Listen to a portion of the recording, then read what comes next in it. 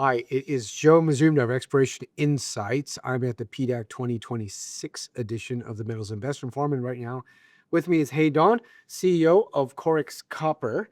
Koryx Copper in Namibia, and this project, the Heye Copper, Porphyry Copper, is a very old deposit, just geologically, but it's also been around for a while. So what has changed in terms of this deposit, in terms of the current market, and why you think that this is something people should take a look at going forward? So the biggest thing that's changed is that the copper price is 5 times as much as it was in the 1970s.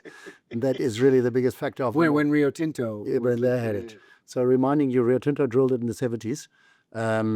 Good project. But in those days, there were many others elsewhere that were better. Yeah. Big porphyry. But now the world really needs copper. Prices are higher. And also the project was in the wrong hands. So the sort of ownership drive, in terms of the next junior that had yes. So Rio Tinto Tech, then it was a junior, and those guys just didn't have the money, didn't have the plan, didn't have the leadership, didn't have the technical team, so really weren't going anywhere. And then they lost the license, so they lost all credibility. And so eventually they came to us because we had just had success selling another project, and they said, we need people that can raise money, you Namibians, etc. And we came in, and now we're just doing things properly, and market is starting to recognize it. And so what is this deposit in terms of where was it before, and what have you done to it since to add value? It's a big blob of 800 million tons or so at roughly 0.3% copper. Yeah. Too low grade. Giving credit to the previous team, the one thing they did very well is they recognized, because of its age, that it had structural elements to it. And that means areas where it could have higher grade. And we saw that a bit in those workings that we went to during the site Exactly. visit. Yeah. So change the drilling direction, they intercepted much higher grade. So it does have pockets of higher grades. So we changed that. So we did a lot more drilling using inclined holes, much more technical and geological work. We understand the controls much better. We brought in byproducts, moly and gold, which were never reflected before. And also, they were never assayed for? They were never assayed for because the previous guys relied on bacterial heap leaching. This is a sulfide project. Oh, right. And yes, that works in theory, but at industrial scale, it has not been proven. Wrong processing route, and that doesn't extract moly, so they wouldn't have been able to put moly. So on. now the idea is a concentrate. So we initially, when we came in straight away, we said it must be a concentrator, but the problem with the concentrator is it's high capex, and that's why we had to put out the PEA to demonstrate that even at high capex, this project could be feasible. That we've done. So that set a new baseline, and now we're looking to fill in all the gaps. And so what, from the PEA, are you going to a PFS? Yes, same approach as I've always done, which is fast track. I'm always in a hurry. So, time value of money. And the PEA, good economics, increased the size of the project, roughly 800 million tons at about 0.35% copper. So we already had about a 15% increase.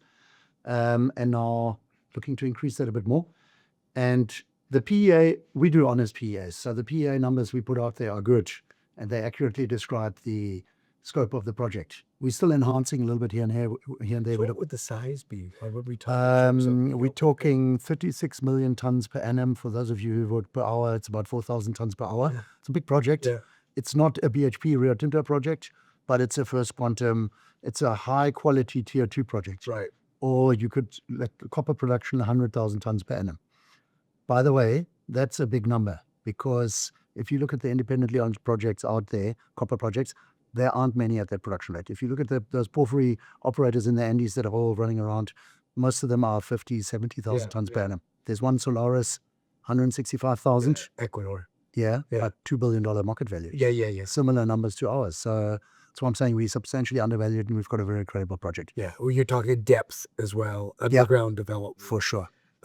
Whereas this is easy in terms of open pit. So in terms of the what you're doing from the PEA to the PFS, what are the gaps besides drilling that you need to fill? Yeah, firstly, drilling. In order to do PFS, we need to have 100% indicated. So that's the focus. Yeah. We would love to drill deeper. We will get there because the project is open at depth, but it's open pit. So at some point, you max out.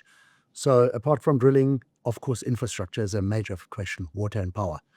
We have good answers for that. It's relatively easy and cheap in Namibia, but we've got to do the work and demonstrate it and put the studies on the books. We're doing that. We're also fine-tuning the processing layout because it looks like we have a very significant technical breakthrough with ore sorting.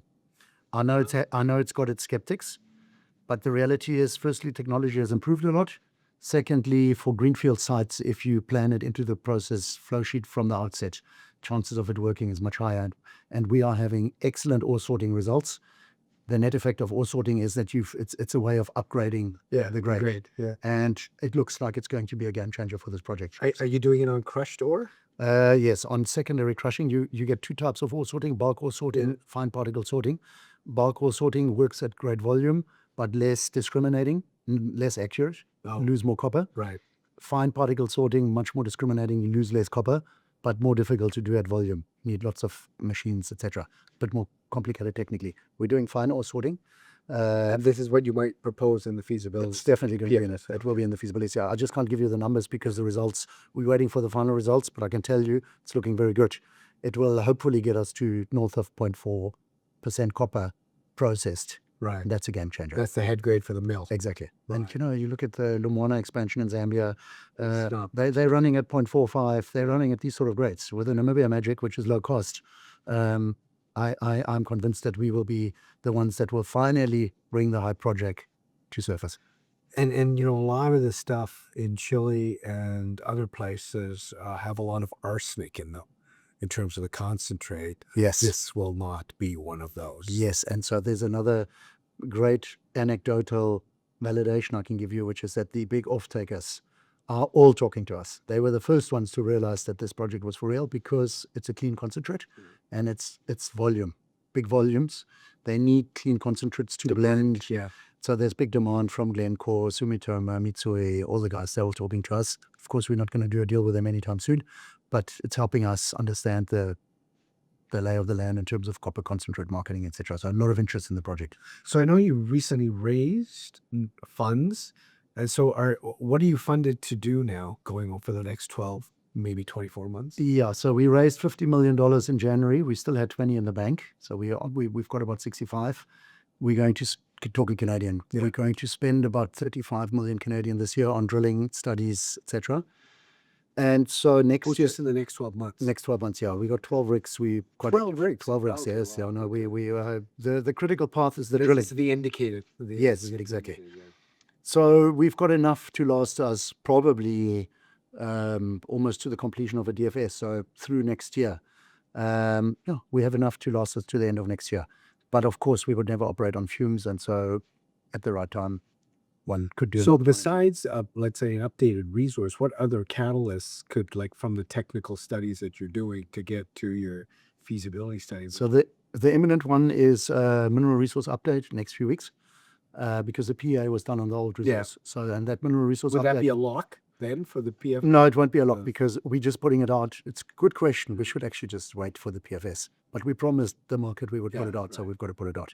And it will show a significant increase in overall tons, a lot of them lower grade. Yeah. But also on an apples for apples basis, hopefully a slight increase in grade because of moly and gold. But anyway, so we'll see. So that's the next catalyst, next few weeks.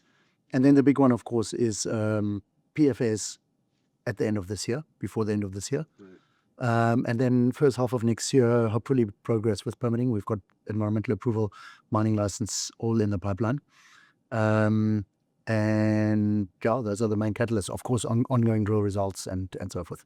Is there more metallurgy that needs to be done, or was a lot of it already done? No, we've done even the previous owners did good work.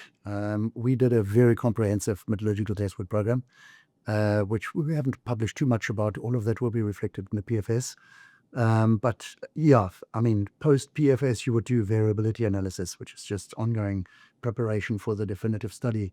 We will continue to do that because we will continue to drive the project further on a self-build basis. But given it's a big project, I fundamentally believe that small companies shouldn't try to build big projects. So I think around that time, I'm sure we'll assess what our options are, and we'll talk to a bunch of people they're coming to us. So we'll assess at that time, depending what the share price is, what the best strategy is to extract value and and then we'll see how it goes. But we are proceeding on a standalone basis, PFS, DFS, carrying on. Okay. Well, Heye Daun, CEO of Koryx Copper. Koryx Copper, copper development story in Southwest Africa, Namibia. Looking to take the Heye project, which has been around for a while, take it forward to a feasibility study. All right, that's it for me, Joe Mazumdar, Exploration Insights at the PDAC 2026 edition of the Middle Investment Forum. Thank you for listening.